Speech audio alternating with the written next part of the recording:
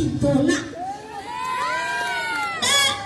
আমি সকিনারে মনে করি একটা গান গাইতে চাই, তাইলে শোনেন। ও সকিনা, গেছো কিনা আমায় তুমি ভুলা, আমি এখন টুকটুকির করে নির্যাতিত স্বামী হিসেবে।